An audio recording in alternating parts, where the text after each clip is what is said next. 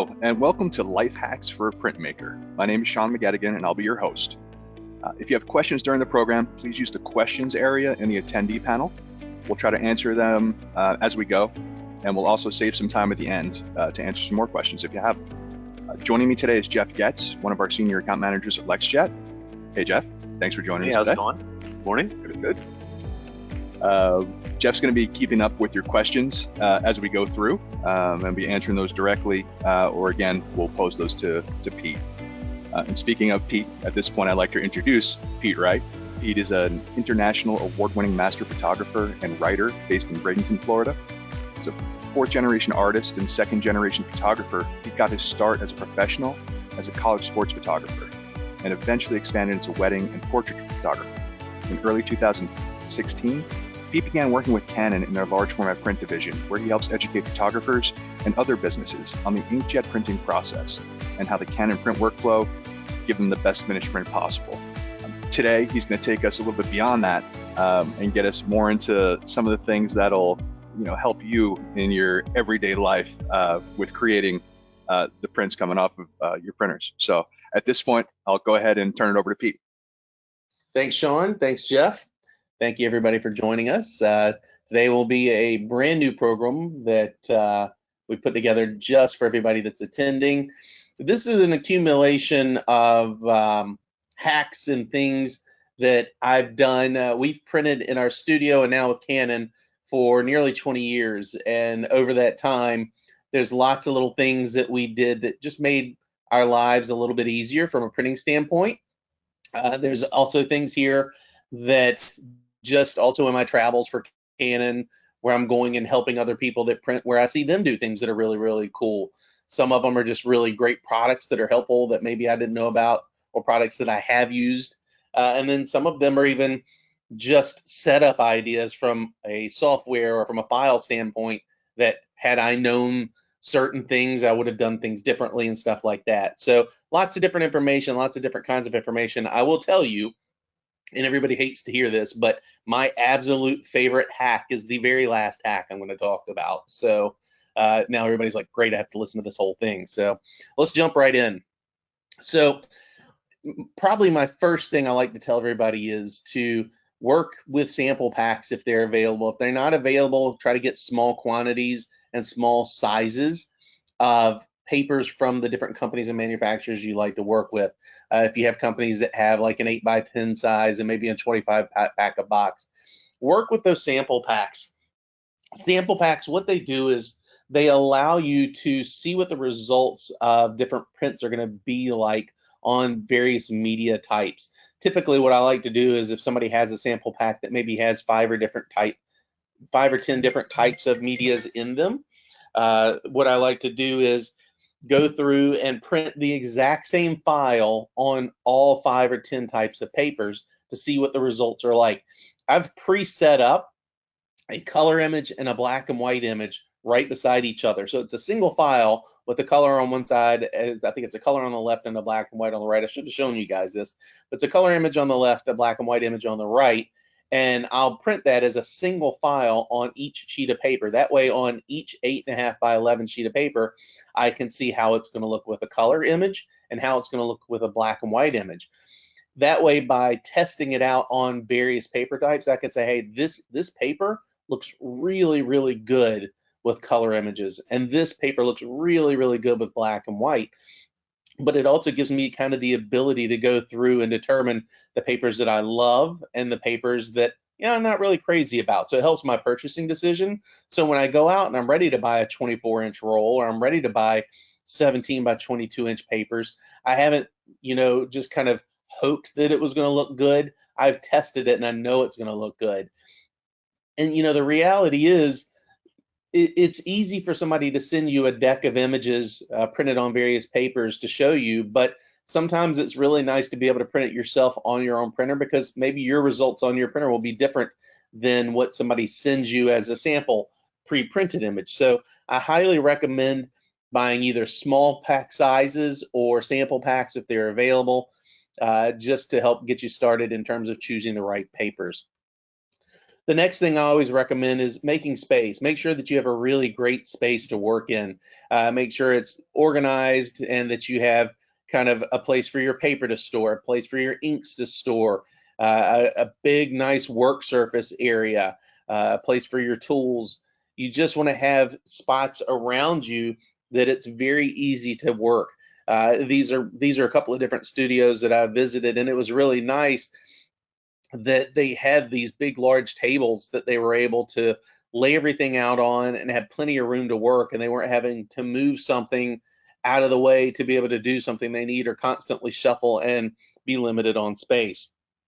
And even if you don't have a large amount of space available to you, make sure that the space you have is at least somewhat organized and clutter free, so that you have the ability to use it to its maximum potential. Plus, the one thing that a lot of people don't consider is that clutter results in dust. If you have a lot of clutter, if you have a lot of things just sitting around on surfaces and they're not getting moved, that also means you're probably not dusting and you're not clearing the area. And dust is probably our greatest nemesis when it comes to actual printing. So we're going to talk a lot about tools. To me, it's all about tools. Jeff, who is on here with me right now, he knows our conversations. Every time we get together and I visit the LexJet office, our conversations revolve around tools because we're both woodworkers, but it carries over into printing for me. So we're going to talk a lot about different tools. And the first tool for me is kind of a simple one. It comes to keeping it clean. It's really about making sure that you have a clean environment. The first one is actually just white cloth gloves. When you're going through and you're handling images, you're handling papers, having those gloves, and it's such an inexpensive investment. They're super, super cheap. I think they usually come in like 10 packs, and they're super, super cheap. But it really keeps you from getting fingerprints on the images. And I think one of the big mistakes people make is that they don't feel like they need to put the gloves on until they're actually handling the printed image. But to me, I think you should put the gloves on even when you're loading paper, because the oils from your fingers can get on the paper when you're loading it. And then when you're printing, a lot of times the ink from the machine will react to the parts of the paper where there's fingerprints, and you'll still see the fingerprints even through the ink because it reacts differently. So anytime I'm handling paper, whether it's printed on or not, I highly recommend wearing gloves. And until you get used to them, they can be a little frustrating because you want to be able to grab and touch things a little easier than it is. You don't feel like you have quite the dexterity and the ability to grab pieces of paper. But I can tell you, once you've thrown out a whole bunch of prints because of fingerprints, because you don't want to give them to your clients, then you'll get rid of them. Now, this hack isn't on here, but the best hack I can give you, if you have an image that's printed and it gets a fingerprint on it, and you have to use that print, you have no way to get rid of that print, you have no way to reprint it, you have to use that print, nose grease.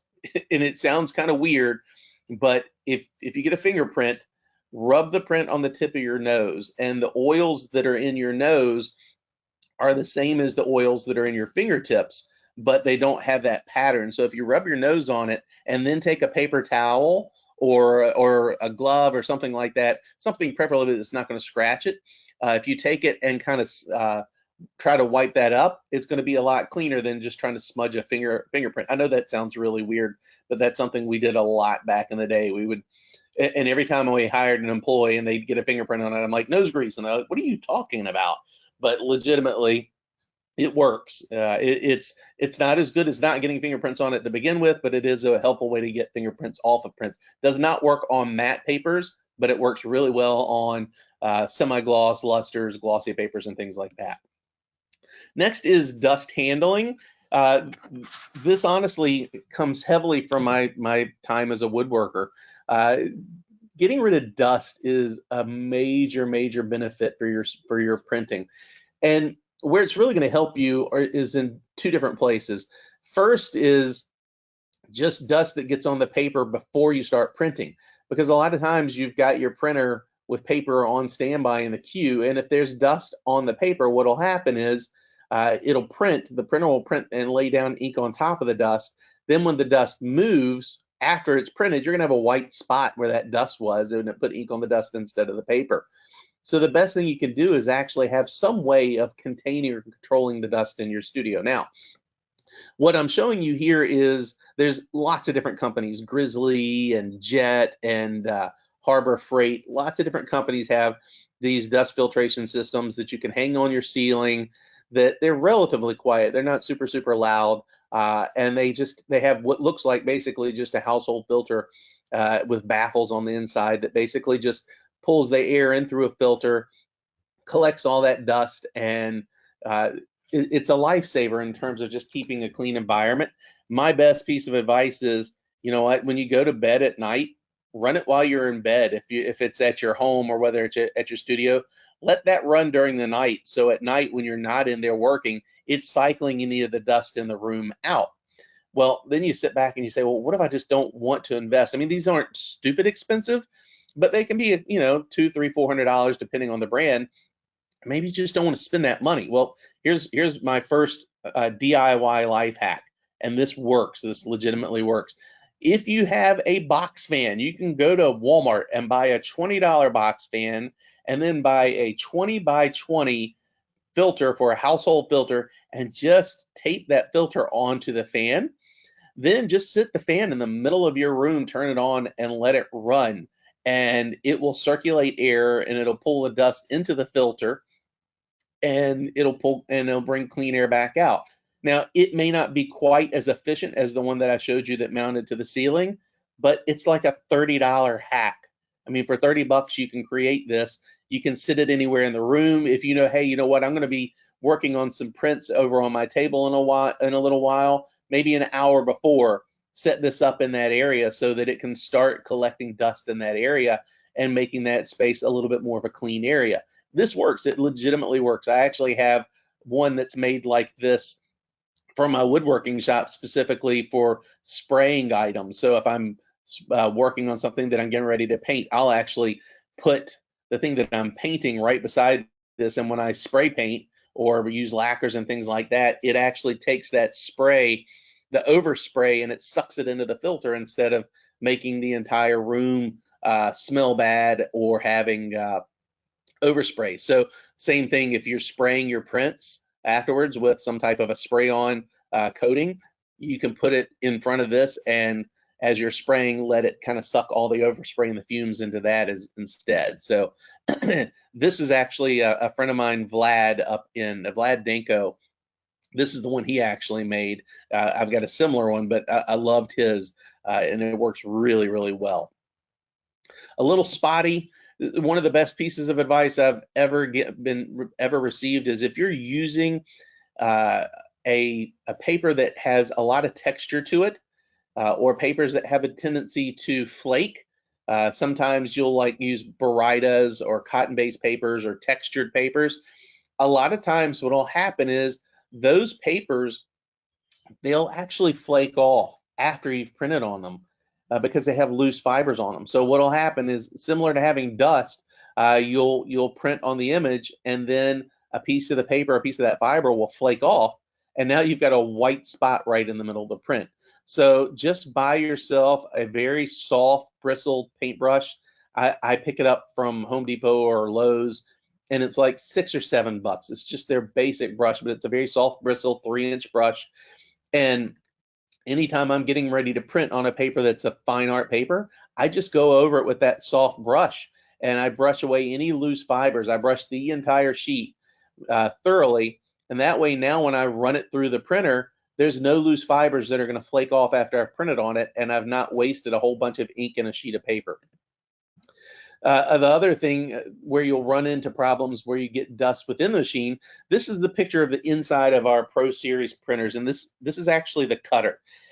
And the reason I'm showing you this cutting blade is to point out the fact that this cutting blade is indeed inside of the machine. And what happens is, if you're printing on certain papers that are very fibrous papers, or metallic papers or things like that, they create a lot of dust when our cutter cuts. And because that cutter is inside the machine, a lot of that dust can stay within the machine and circulate into the machine. And what could potentially happen, and I've had this happen, and it's not exclusive to us, every manufacturer deals with this.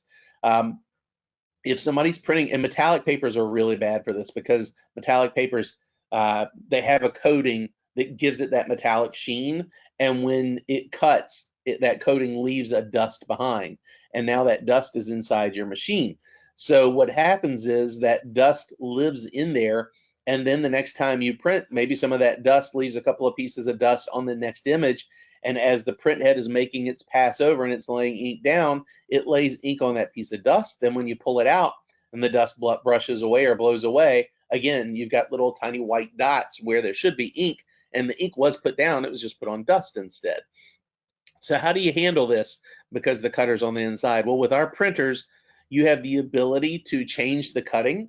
So if you go to paper settings and you click on the paper itself, you go to paper settings, click on advanced, click on paper settings again, click on cutting mode. And when you get to cutting mode, you've got your choices. Auto cut, which is kind of the standard. That's where the machine, as soon as it finishes printing, it's going to go through and automatically just cut the paper for you. You've got eject cut, which is going to cause the exact same problem with the dust and the flaking. Eject cut basically is going to print the entire thing, and then it's going to go beep, beep, beep, and it's going to put a message on your screen that says, are you ready to cut? And when you click yes, it's going to cut it for you. But then last but not least is user cut. And what user cut does is when your image is finished printing, it's going to print a dotted line and eject it, and you cut it with scissors. Now, yes, that is a pain in the tail. I mean, there's nothing more annoying than having to hand cut a print, especially when you bought a machine that can cut it. However, if you're using papers like metallics or certain fine art varietas, or papers that have a lot of material that can flake or be dusty, then that's expensive paper. You spend a lot of money on that, and the last thing you want to do is print something and then just have to throw it out because you didn't want to take the extra 30 seconds to hand cut it. So just switching it to user cut before you print, so that you get that dotted line and then you hand cut it, that means now you're cutting, and the dust that you would create from cutting it is outside of the printer environment versus the inside. Making the cut. Now we just talked about hand cutting it to get off the printer, but once you've actually got everything printed and you're ready to go in terms of getting things cut, now it comes into a whole different series of tools. So the first and probably most important thing that I can recommend is getting a self-healing mat. And LexJet sells these. They're great. They have them as big as, I want to say, Jeff, do y'all have them like for a 4x8 sheet or a 4x8 table? Is that correct? Yes, 4x8. Yep. So you have them as big as 4x8. So I know a lot of people, they'll actually go out and they'll buy a 4x8 sheet of plywood to make a table, put legs on it, and then they'll get the 4x8 sheet from them and lay it right on top. And now, yeah, it might be a cheap piece of plywood, but it doesn't matter if you're covering it and making the entire top this self-healing pad. And these self-healing pads are great. They last forever, and you can cut directly on them, and they're just nice and smooth, very easy to use, easy to clean. The next thing, so I'm going to start with the cheapest option and work my way up to probably the most expensive option, but I want to give you options for cutting. So the main thing, and I'm not going to get into the various blades and the cutting edges. To me, the most important thing is, if you're cutting and you're cutting by hand, just use fresh blades regularly on whatever cutting device you're using. You just, as they start to get dull, you'll see it and it'll start tearing the paper instead of cutting. But the most important thing is to have a straight edge. So the least expensive straight edge you can get is a metal ruler, but I highly recommend getting a metal ruler with a cork back on it. The cork back is going to keep you from scratching your images. Now, I'm not a big fan of this because a couple of things. If I'm using just a straight edge metal ruler, even though I can put all the pressure I want on it, it could potentially slide while you're cutting and you miss. But more importantly, it can be dangerous because as you're sliding your blade across the edge of that, if you accidentally jump up, you can cut your fingers pretty easily, and that's not a comfortable cut to have. So this is the least expensive, but probably more efficient than just trying to do it by hand or using a wooden ruler. But it is probably not my favorite. Next is the keen cut, and this, if you're cutting by hand, this is kind of the king of straight edges. It's it's scratch resistant, so it's got little rubber feet on the bottom of it so that it will not scratch your print. It's large, and you see it's got that channel there that's basically a handle, so you have the ability to hold that handle so your fingers are far, far away from the blade. And I've got 3 different angles of it showing here so you can see how that blade, or so that how that handle cups, so it's easy to hold. They're marked with measurements on it so you can see if you need to use it as a ruler, it's ready to go. But you can put that straight edge right on the line that you need to cut and then run the blade across it, and it's perfect. You have the ability to apply pressure to the handle to hold the paper down really well so that it's not going to move on you. You can slide, and then you can slide your blade across it and cut with confidence, knowing that your fingers aren't going to get sliced off. So the Keen Cut is fantastic. The next option up from that is also from Keen. Keen makes a product called Roto Trim, and this is if you don't want to cut using a blade, but you want to use a built-in blade to a device. The Roto Trims are really, really great, and I recommend the 2-bar Roto Trims if you can get your hands on them.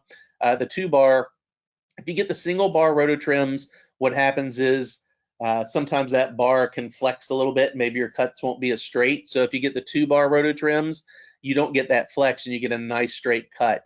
The Roto Trims have a rotary style or a circular blade in it that's easy to interchange. So over time, if it starts to get dull, you just pop the round blade out, pop a new one in, and you just keep on going. These things last forever. They give you really straight cuts, easy to hold the paper down. It's got a straight edge so that you can make sure that your print that you're cutting is square, and it has a little plastic guide that goes right over the print so you can kind of see where it's going to cut. So Roto Trims are fantastic, and there's lots of brands of these, and I know LexJet sells a couple of different brand options. So I highly recommend getting one of these if you're looking to step up from if you're looking to step up from just doing everything by hand using a straight edge and want to go to the next level. This is definitely the next level, and it's a worthwhile investment because it's going to make things go so much quicker and your cuts are going to be so clean. Then the next level is kind of what I call the granddaddy of them all. This is a solution from Canon, and this is awesome for photographers. This actually does all the cutting for you. So as you print, this is the Canon cut and contour solution. So after you finish printing everything, the software that comes with it basically gives it the cutting path so it knows where to cut. So you do your printing, you lay it all out, then you bring it over to the GraphTech cutter. The GraphTech cutter is then going to go through and cut everything automatically for you, which is fantastic. It leaves little teeny tiny tabs on there so that it holds together for structural integrity. And then you just simply pop the images out. It's really great, and it's fast. I mean, the cutter I had, the video of the cutter there was actually going at regular speed, and it was only at 30% speed. So it was going 30% of how fast it could go in reality. So being able to do things like that are going to put time back in your hands. Again, it's the most expensive in terms of the investment. However, if you don't have to babysit and you don't have to manually cut, and you can simply do all of your printing and then have them all stacked up, when you print from this system, it puts the job number on it. So now you can sit there and each set of prints that you do have their job number on it. So you can do all of your printing and then walk over and load each one and let it go through and cut each one and just enter the job number and it'll go through and cut it. Now you're not having to sit there and manually cut, and you can let anybody in your studio load it up. You don't have to worry about skewing or anything like that. It automatically adjusts for skewing and stuff like that. So that's also something that you can get through LexJet. It's the Canon cut and contour solution with image print red software and GraphTech, and it's really, really cool. I love it.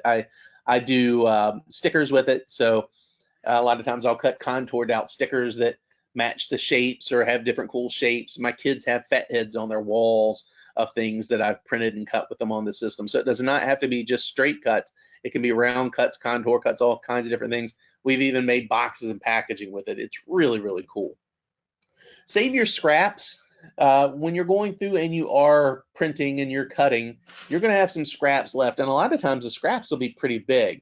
Now, I'm not necessarily saying save your scraps so that you can print on them, although if you have scraps big enough that you would normally throw away that are big enough maybe to do a test print, if it's maybe a 4x6 or a 5x7 piece and you could do a quick test print or something just to see how the ink's going to be on it, great. But save your scraps because you never know what they're going to work for. We literally have a box of the various paper scraps, and if it's a scrap that's big enough to save, I'll flip it over on the back and I'll write what type of paper it is on it, on the back of it, and then I'll throw it in the box. And that later on, if I ever have something where I need to test a cutting blade or I need to test printing, or if I just need a swatch of that paper to be able to let somebody see or feel or touch, I have that. So I highly recommend saving your scraps because they'll come in useful on down the road. Stow and go, now this is another big one. Storage is a big deal. So I want to talk to you about a couple of different things. First and foremost, when you're storing your papers, especially your roll papers in your box, whatever it is, roll papers, cut sheet, whatever it is, store it in the same environment as your printer. And the reason being is paper, the quality of your prints and the quality of what's going to look good can be affected by how paper interacts or reacts or ink reacts to the paper. So if you, let's say you order a roll of paper from LexJet and it comes to you in the back of a UPS or FedEx truck, however it's delivered to you, and it's August in the summer and it's 120 degrees in the back of that truck, but it's 72 degrees in your studio. If you pull that paper right out of the truck and throw it right on the printer, your images are going to look horrible because your paper is 50 degrees warmer than what the ink in your printer is. Not to mention the fact that it's probably sticky humid in that truck, and it's probably a little bit less humid in your studio space. So what we recommend is, number one, always store your paper in the same environment as your printer so that it can maintain the same temperature and same humidity as the environment in which your ink and your printer are in. And when you get a brand new roll, open the box up and let it sit for 24 hours so it can acclimate. And so here you'll see an image of a bunch of papers being stored under the printer. So this is definitely an option. If you have a printer, you want to store your paper, there's space. The Pro Series printers actually have a catch basket that you can put on the machine, and if you're not using the catch basket, you can just put your boxes of paper directly under it. Now, there's a bunch of different ways you can store your paper, and we're going to go through them all. If you were storing your paper, if you get the box and you don't have specialty racks, and I'm going to show you some different rack options, keep your paper in the box. In fact, when you get it, what you're going to see is every manufacturer, they put their papers, they're usually wrapped in either a plastic bag or some type of a foam or something like that. And then they're going to have these plastic caps on the end that you see here. That plastic cap is important. It's not just to keep it from banging around in the box, but what that plastic cap actually does is it keeps the paper suspended in air so that it's not resting on the paper itself. What you don't want to do is just let's say you pull the paper out and you print on it and you're going to put it back in the box and you hate these plastic things that are in there, so you pull them out. A lot of people, the first thing they do is they get the paper, they throw those plastic end caps away, and when they're done, they just put the paper back in the box without those end caps. Those end caps are, the main purpose is to keep your paper core from warping. If you have a roll of paper and you don't put those end caps on, so now the full weight of that roll is on the actual core itself, the core that's holding the paper. You've got all the weight of that paper on the core. What's going to happen is if you don't print for a long time, over time, that core is going to warp. Now it won't be circular anymore. Now it's going to be egg shape. It's going to be oblong or elliptical shape. And now you'll have a hard time getting it on the actual roll adapter itself. And even if you do get it on there, now as it prints, you're going to notice that it's not rolling smoothly. It's kind of flopping around. So being able to put it back on these square core adapters that keep the paper up off of the actual surface that it's being stored in is crucially important. So and it's the cheapest way to store your paper. So save the plastic bag when you're finished printing. And paper's not cheap. I mean, paper runs anywhere from $100 to $250 a roll, depending on what you're getting. So it's a major investment. So to spend that much money on paper that comes with that protective sleeve and comes with these core adapters that are going to keep it from getting damaged, it's silly to spend that much money and then just toss the stuff that's there to help you. So when you're printing, it's fine if you just store it on the printer and leave it there when it's in between prints. But when you pull that paper off, slide it back in the plastic bag, put those core adapters back on, put it in the box, and let it, just stay there for as long as it needs. Your paper will last you so much longer that way. Next is this great option. What's this called, Jeff? I just completely lost my mind. Jeff, you there? Yep, I'm here. I'm sorry, that's the stock and roll product. Stock and roll, that's it. That's right. I wanted to say Stow and Go, but I know that's not it. So the stock and roll is this really cool system. I'd never seen it, and LexJet started selling it, and it's like my favorite thing they sell. So if you have the ability, like I said, we put those core adapters, all paper manufacturers, they put those little core adapters in the boxes to keep paper from having to have its weight rest on the core. If possible, if you can store paper in an upright position like you see here, that's the best of both worlds, because now there's zero pressure on the core, no chance that it's ever going to warp. So this thing, it holds 6 rolls of paper in varying heights, and they even have an adapter on it so you can put 2 rolls in one section. I think they come up to like 6 foot tall or something like that, and you can have like 2 different 24-inch rolls in the same section. So you can put more than 6 rolls on there if you get the adapter. But it's great because it stores the paper upright. It spins around so you can get to the roll you need. It has wheels on it so you can roll where you want it. It's such a cool device. So that's a great option. And then they have another option. This is also from LexJet, and they have this that holds 12 rolls or 16 rolls, and it's kind of the same concept. It's just basically a steel roll around device that has pegs that go up that go right through the middle of the core, and it holds the cores straight upright for you. So quick and easy to use. And it rolls around. I have seen people where they've gotten PVC pipe and they've attached PVC pipe to pieces of wood. Same thing, it's probably not as clean. When you're attaching to wood, you never know how wood is going to affect the end of your roll. If you start tearing up the end of your paper, then all of a sudden you've lost that entire clean edge that you've got. So this keeps that clean edge for you, but there are other hacks and things you can make yourself. The most important thing is just make sure you're storing that paper really well, protecting your investment. And then last but not least, the media wrap. If you're storing your paper upright, like we've been talking about, this media wrap that LexJet sells, I've never seen anybody else sell one. It is amazing. It's a Velcro strip that's protective, that wraps right around the paper to keep it from unrolling. It's my nemesis when I go to grab a roll that I haven't put a media wrap on, and it just unrolls. I literally leave it on until I've loaded the paper completely into our machine, and then right before I let it roll, right before I'm ready to feed it into the machine, then I take the strap off. That way I have control of my paper. Jeff, you guys sell these in what, 1 pack, 3 packs, 5 packs? I know you can buy one at a time, but you can also buy multiples at a time. Is that correct? We sell them in 5 packs, 5 packs only.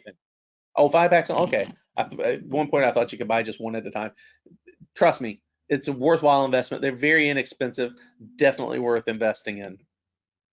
Got to keep them calibrated. So there's a song theme here, right? So to me, if you're going to go through the trouble of printing, make sure you're in a calibrated environment. So this is a calibration target for when you're actually capturing your images. If you're going out and you're doing a photo shoot, make your very first image of this calibration target from Wright.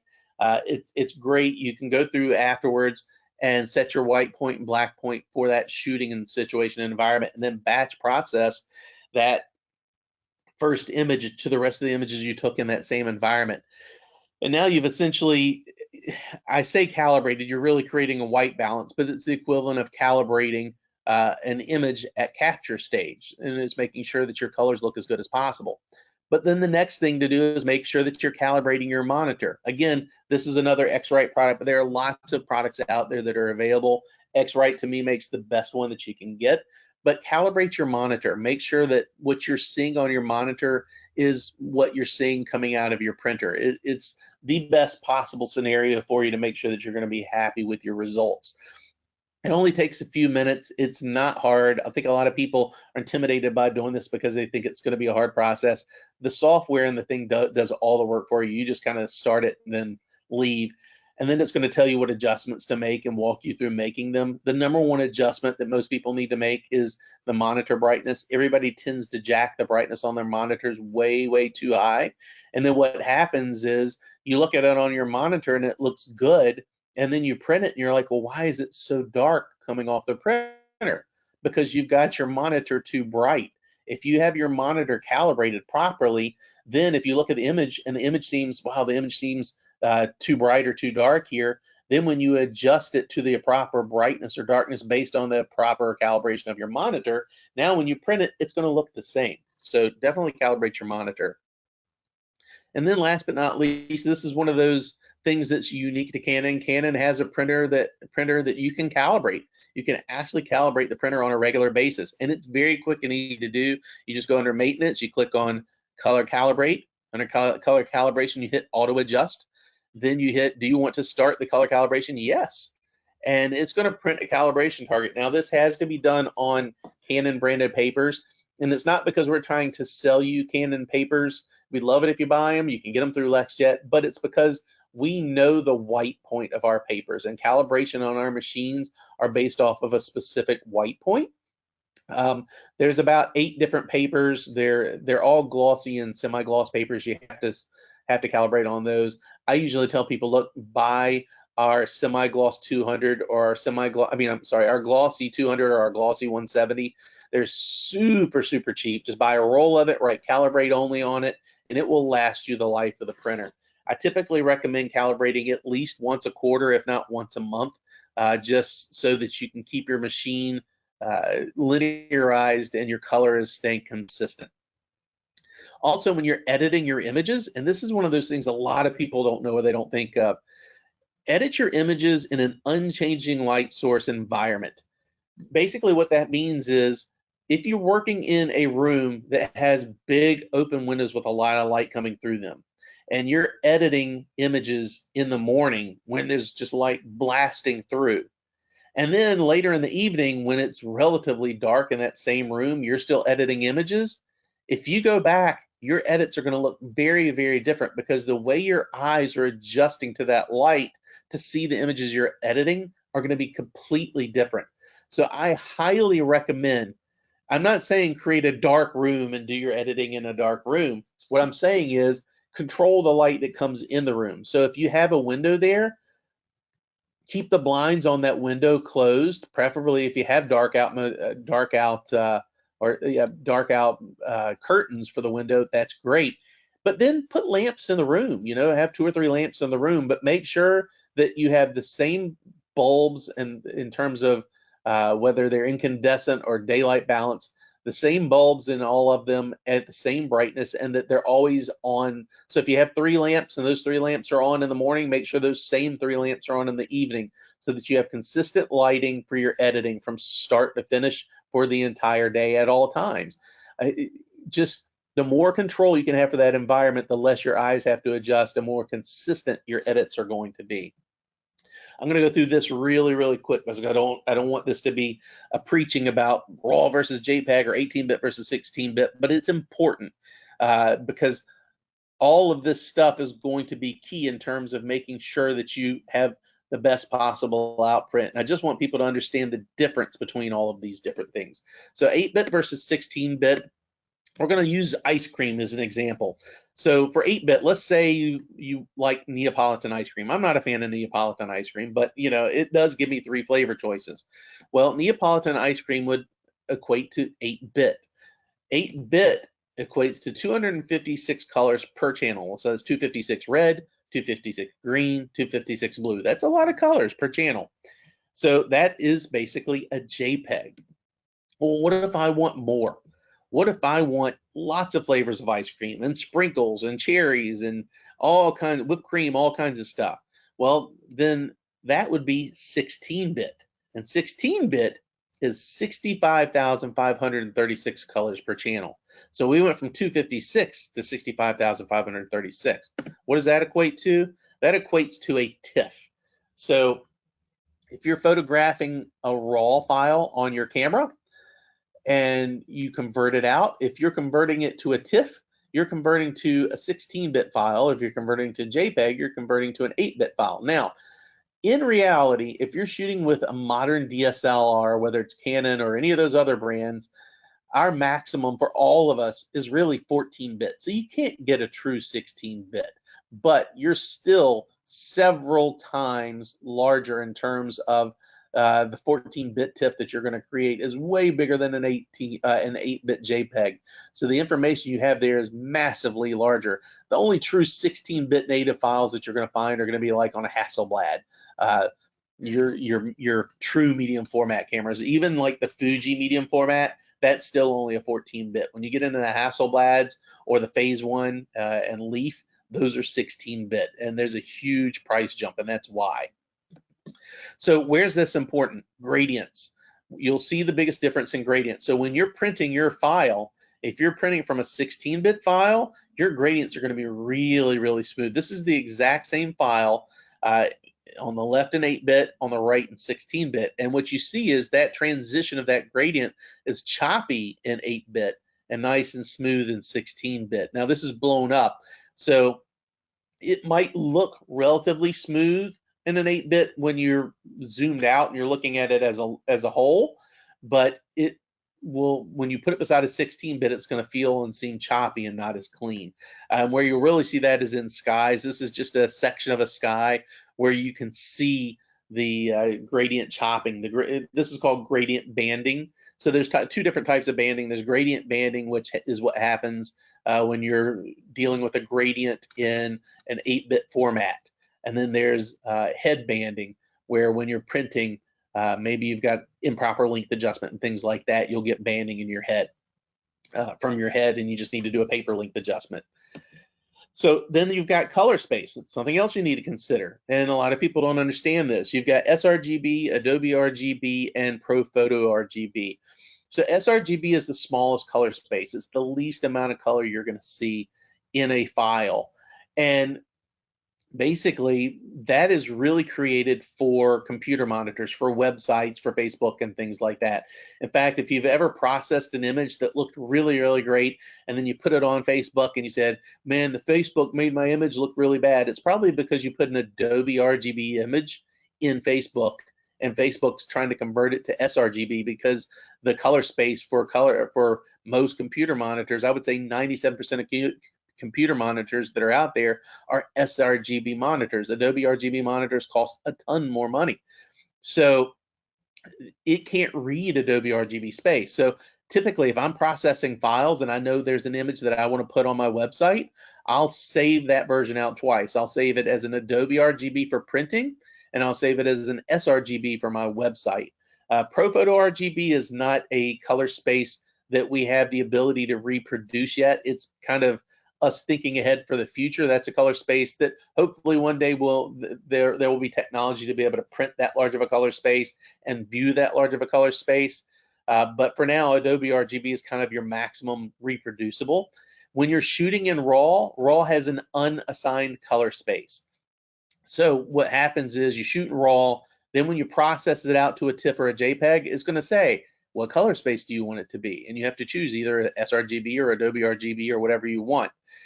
Just a fun fact, the default for every major manufacturer DSLR out there, if you are shooting JPEG, the default setting is sRGB. So you need to go into your defaults on your camera and change it from sRGB to Adobe RGB if you're going to shoot JPEG, which I don't recommend. Now let's talk about ICC profiles, because a lot of people obsess, and this is where we're getting to the hack. All that information I just gave you comes down to this hack. Everybody I talk to says, well, what about my ICC profiles? Where do I get my ICC profiles? How do I install ICC profiles? I want to make sure I'm using good ICC profiles. If you haven't done everything we talked about above, your ICC profiles are absolutely useless. If your monitor is not calibrated, if your printer is not calibrated, then your ICC profiles are useless, because your ICC profiles are based off of a calibrated environment. The companies, every company that's making their ICC profiles, the monitors that they use and the printers they use, they're calibrated when they make that ICC profile. So they're accepting, or they're expecting and assuming that you're in a calibrated environment. But if your monitor's not calibrated and your magentas are off, or your cyans are off, or your brightness is off, and their ICC profile is based off of a great environment, well, let's say you're looking at your monitor and your magenta's off, so you make an adjustment for what looks good for your eyes, but you're making an improper adjustment because it's not calibrated. Well, now you've basically made an out of calibration adjustment, and that ICC profile is irrelevant. So you need to make sure that if you want to use ICC profiles, that you're calibrated, that you're working in a calibrated environment. You can make your own ICC profiles. There's great devices that you can use, but I can tell you companies like LexJet are really great at creating ICC profiles for you. In fact, with our printers, we have what's called an AM1X file, which takes ICC profiles. It's like ICC profiles on steroids. We basically have an AM1X file that we use a software called the Media Configuration Tool, MCT. And what that does is it doesn't just take in consideration the ICC profile, it takes in consideration everything that could affect the way your images are going to look. I'm going to show you some really quick screenshots because I don't want to do a whole lesson on Media Configuration Tool, but this is the opening of it. When you get into creating a custom media type, and the fun thing is LexJet has done all this for you on all of their papers, but they create an AM1X file that you're going to go through, and you're going to do a paper feed adjustment. And what a paper feed adjustment, it looks just like this. And what that does is it's saying for this paper, we're going to go through and we're going to make sure that we don't get banding. So it's going to print this big gray sheet, this big piece of paper with gray targets on it. It's going to read that and see, okay, well, based on this paper, this is how we have to move it through so that we don't get banding. So there's one piece of paper that you've printed to do this. Next thing you go through and you're like, okay, well, let's go through our advanced settings and let's go make sure that we have the cutting type the way we want it. But let's set our paper tube size. Let's look at the bottom. With the paper tube size, there's this section called detailed setting. So all cores that paper are put on are not created equal. So these are both 3-inch cores from 2 different manufacturers. Notice that the 3-inch core that you see on the top is 84.484 millimeters, and the paper core that you see on the bottom is 96.36 millimeters. Now, the core, the middle, the hole there, that's 3 inches, but the thickness of that core is very, very different. Well, that can definitely affect how your paper is moving through the machine at what speed, because it's a thicker core. So even though it's a 3-inch roll, it's maybe a much, much thicker core. So just going through and doing a caliper adjustment, measurement, and entering that in the detailed settings lets it know, okay, it's a 3-inch core with this thick of a core but before the paper starts, so that it knows how to move that through. These are all things LexJet's already doing for you. Then doing advanced paper settings, this is your ink limiting, where you choose how much ink you want to put down, and it's going to print a chart down. And you can do just one of these, or you can do as many as 15 of these for each type of paper. And what this tells you is, hey, okay, for this specific paper, how much ink do I need to put down? How much is not enough ink? How much is too much ink? And again, this is another thing you're printing where you could be putting a lot of paper, a lot of ink down and wasting a lot of paper. The nice thing is LexJet's already done this for you, so you're not wasting paper, you're not wasting ink. They've already done this for you. They've built these. You can do a calibration target to make sure it looks good. And then last but not least, then you install your ICC profile. So all of this information is embedded. Here's what it looks like when it's done. All this information is embedded in our AM1X files. So when you order your paper from LexJet, no matter what paper it is that you're using, make sure you get the AM1X file from them if you're printing on a Canon printer. Install that AM1X file, and now you're going to know, hey, I'm not going to get any kind of banding because they've done the paper feed adjustment for me. I'm not going to use not enough or too much ink. I'm going to have a proper ICC profile, and if I've calibrated my monitor and I'm keeping my machine calibrated, I'm going to get amazing results. Take notes. So we're moving past all that. Taking notes is really important. When we would deliver prints to our customers, when we printed them, we took really good notes on their orders. In fact, sometimes we would put a label, if they were matted, we'd put a label on the back of the mat for that customer's print that gave us all kinds of specific information. So basically it would be, hey, what type of paper was used? What settings did we use? All these different things, so that when the customer came back and they said, hey, I want to order another image, another copy of this image that I did 6 months ago, I want it exactly the same. Well, now all I have to do is look into my notes and say, okay, well, for that order, I used this specific paper, and here's all the settings that I used.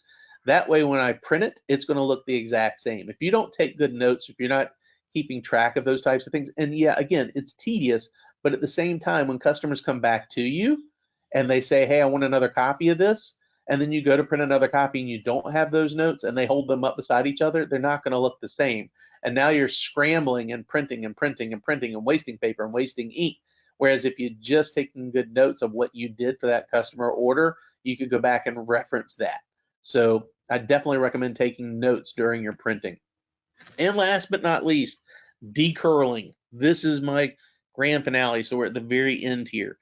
Decurling is, I guess, everybody's nemesis in terms of dealing with printing off of rolls. And so here's my hack for this. If you save one of your old cores, preferably a 2-inch core rather than a 3-inch core, I'm going to show you exactly what I do. Now, you can use a piece of PVC, you can use a wooden dowel rod, but what I use is a couple of pieces of craft paper or economy bond or whatever, and I make sure I get the same width paper as the thing that I'm going to attach it to. I take 2 pieces of paper that are the exact same size, and I tape them together on one end, and then I fold that tape over. So basically what I'm making is a pocket. Then I'm going to tape that onto my 2-inch core. So I've got it taped down to the core. Then I'm going to flip it and tape it on both sides. So I've got it taped front and back, and then I'm going to trim the excess tape off. Now I'm going to take the image that's curled, and this image, when I did this was super curled up. It was like it wanted to go back to roll. So it was way more curled than what you see. I had to put it like, I had to spread it out like this just to get it so that it would sit so you could see that it was an actual photo there. So I put that there. On top of the bottom sheet of paper, I take the top sheet of paper, lay it right on top, and then I roll it up. Once it's rolled up, I literally let it sit for 15 seconds. After 15 seconds, that's how it looked. All I used was 2 pieces of craft paper masking tape and a core that I would have thrown away. It took me, what, 5 minutes to maybe make the thing. Now I just keep this in my workshop by my printer, and in 15 seconds, I can take the curl completely out of a paper. If you do it for 30 seconds or 45 seconds, however long, depending on how heavy the curl is. This was really heavily curled. This is on our Pro Luster, but this is just one of those hacks that you can very quickly and easily use to take the curl out of your paper, and it will save you a lot of headaches. So with that, I'm done and ready to answer any questions that anybody has. That is great, Pete. Thank you so much. Let's see. First question I have for you. Really, the question I was going to lead off with was your final hack. So that could not have been better. The decurl is my favorite hack. I'm telling you. That's why I save it to last. Do you decurl, and how was the question? So, I mean, that was perfect. So there is a product called a decurler out there. It's like $300 or something like that. Yep. And it's a metal bar with 2 strips of vinyl where you're sandwiching the paper between it, and you roll the metal bar up and let it sit for 15-30 seconds, and it works really well. I made this for free. Maybe I'm sorry, I bought a roll of masking tape and I used craft paper. So at the most, I've got $2 or $3 invested in this, and it worked just as well. So it's definitely a hack you can make if you want to make one a little fancier and get a piece of PVC pipe or something. The biggest key I can tell you is the smaller the tube. I use a 2-inch core tube because it's the smallest one I have. The smaller the tube, the better it decurls. because you're basically reverse rolling it within those two pieces of paper. And I sandwich it between two pieces of paper because I don't want it to get scratched or messed up. So if you use even if you use a piece of PVC pipe with paper taped to it the exact same way, the PVC pipe is going to be even smaller, so it's going to be even quicker and more effective. Awesome. All right, next one I have for you. How do you lubricate, or what do you use to lubricate the rotor trim? Or do you need to? You know, I have never had to. That would probably be a really good question for your sales rep at LexJet. I've never had to lubricate mine. I think maybe one time this may be the wrong thing to have done. I think maybe once I took some WD-40 and I sprayed it into like a paper towel or a rag and just wiped it across the rails. And it was more than anything, I was doing it just to wipe the dust off. To me, if I was dusting those rails, I would dust the rails regularly, but I would put some WD-40 on there to wipe the dust off so it would stick to it. And I guess at the same time, that's kind of coating it, but I don't know if there's a specific product for that or not. Okay. I would check on that. But like I said, I just took a piece of paper towel or a chamois or a cloth and sprayed some WD-40 and just wiped it on there. Didn't leave any excessive amount. I literally just wiped it, using it to take the dust off. So I wasn't like spraying it down or coating it, because to me, I'd be afraid I'd drip grease on my paper. Okay, fair enough. Had one question that I'd like to answer real quick that came through. Where do you access the ICC profiles on LexJet's website? So that would be lexjet.com/ICC-profiles. And I'll go ahead and put that in the Q&A as well, to the attendee who asked that one, just so Perfect. you can copy and paste that. ICC, you guys offer the individual ICC profile for your medias, as well as the AM1Xs for Canon printers, which has the ICC profile in there. So in there, exactly. Best of both worlds for people. Perfect. All right, let's see. Next one. Which Canon cutter? I know, I'm pretty sure it was a Graphtec cutter that you were showing earlier, yes, for the contour cut. Which particular model was that one, and what's the range of sizes that you know of that are available that would match, or maybe Jeff can help answer this as well, that would match the Canon printers? Sure. The one that was in the video was the CE6060. So it's a 24-inch. We also have the CE6120, which is a 48-inch. So 24-inch for your 24-inch printer, 48-inch for your 44-inch printer. And then they make a larger one for like the 60-inch printers as well, depending on what size you're doing. LexJet is a Graphtec authorized dealer, so Graphtec has lots of models of Graphtec cutters that you can use that have different features. The ones that I'm most familiar with are the CE series, but they have an FC series that's a little bit more advanced. Kind of depends on what you're doing, but they definitely have whatever you need that's going to match up perfectly for the size printer that you're using. And the image print software is so easy to use. Perfect. Question about color space and 16-bit profiles. Are there any issues with the Canon 4100 with these types of images or these types of files? And what's the best method to convert CMYK to RGB for printing on the Pro 4100?